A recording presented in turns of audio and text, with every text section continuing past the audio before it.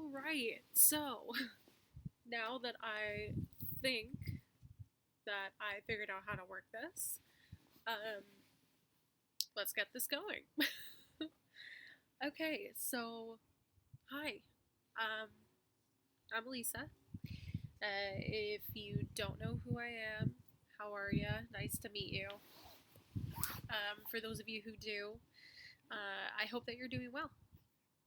Um, so let's just kind of jump right into this. Uh, I wanted to make videos um, about my journey. So, for those of you who do not know, I have been diagnosed with stage 3 breast cancer, um, and I'm considered high risk. I have made the decision to be very public about this right from the start. Um, so, this journey that I am on, um, it's going to be documented because, we all walk around like everything is fine. And then all of a sudden it's like, bam, something could just impact our lives so suddenly. Um, and then it could just change our lives in a blink of an eye. So I just want to record videos and just kind of bring everybody along my journey because I think that, anybody who does go through this, um, it's tough and I feel like it should be told. The story should be told. So, here it goes. um, so, I didn't know that I was living with cancer. This all really started, I would say, kind of early November, mid November for me. Being tired, uh, nauseous, my breast hurting. I chalked it up to just adjusting to motherhood, just being a new mom. Um, so I didn't know that I was living with cancer. Um, this all really started kind of mid November for me. Um, being tired, nauseous, my breast hurting. Um, but I just chalked it up to adjusting to being a new mother. For my breast hurting, I figured, it might have just been a clogged duct or something from not breastfeeding.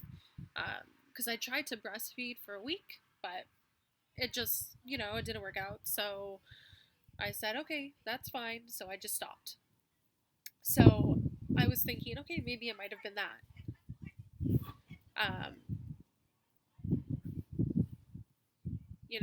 being so busy and thinking that everything is okay with myself, um, I guess I kind of just let my health fall on the back burner. So months went on, and my minor pain turned into striking pains, and which was followed by a lump um, that felt like it was growing, and that it was growing pretty quickly. So finally, I went to the doctor and told him that I would like a mammogram to be done. He asked me what was wrong, and after explaining it to him, he said that it was probably what I initially thought, which was just a clogged duct. So he was like, "Oh, it's probably just that because you didn't breastfeed and it could have just got stuck, right?" He was like, "You're fairly You're a young, healthy woman, um, with no prior history to any medical issues. So he was like, "You're fine, right? But we'll check it out." So I was like, "Okay." So so this was all kind of done a little bit backwards. Uh, the mammogram was done first, followed by an ultrasound, and then the biopsy. Uh, after that, they found three masses on the right breast. So now, when I went for the ultrasound, because I'm that person, I was looking at the screen and asking, a lot of questions. And I could see the look on the technician's face when she was examining me. Um, and it was worry. Uh, Fast forward a week after that, I was getting my biopsy done. Um, the surgeon that was doing the biopsy also had that look on her face. And, we don't run into this a lot with medical professionals, but she was extremely, extremely straight to the point, and she did not try to sugarcoat anything. So she basically said point blank, when she was examining me, that this looks like cancer.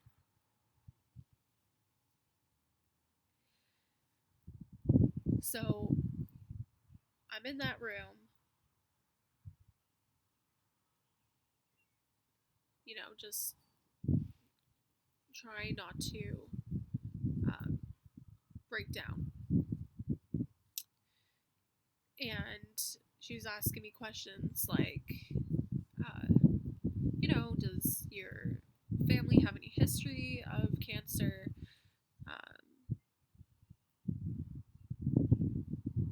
And my answers were obviously no. So there was actually two places that she found. They thought it was three because one of the ones was so big. But it's only two places. One of the places is 6 centimeters, and the other one is 4 centimeters. The one that is 4 centimeters, it's my lymph node. And that one is obviously the one that's more serious. Just because if it did spread to another part of my body, that's obviously more in depth, let's say, to what we're looking at. So after that appointment, I thought that, I was prepared to get the results back and to find out that it was cancer, right? Because I've been told that it could possibly be. So I'm preparing myself, right? I got a call about mid morning, 4 days later, and I could hear my doctor's voice before he even really said anything. And then he said, "Elisa, I'm so sorry, but the test did come back positive for breast cancer."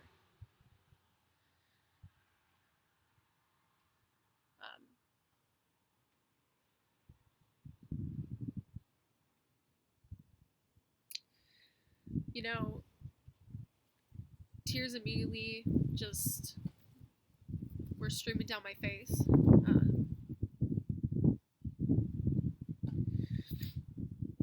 I remember my mom just came to hug me and she was like, Elisa, don't worry, everything's gonna be fine. It's gonna be all right. Um, you know, being a, I quote, healthy young woman, I would have never have thought that something like this would happen to me. Um, I'm 24 years old. I've had absolutely no health problems in my life. I have no history of cancer in my family. Um, but I guess cancer has no discrimination. Um, so I need to have faith and trust that there is a greater plan for me, and that there is some reason, why I'm going through this. Um, Whatever it may be, I just have to keep my head up. Um, and I'm so lucky and grateful that I am surrounded with such loving people that genuinely care about me, um, and that are going to help me get through this. Um, this is my journey, and I refuse to let this thing inside of me just completely break me down. It will not happen. It's not going to happen. Um, so, with that being said, I am ready to do this. So, Cancer, bring it on, because I'm ready.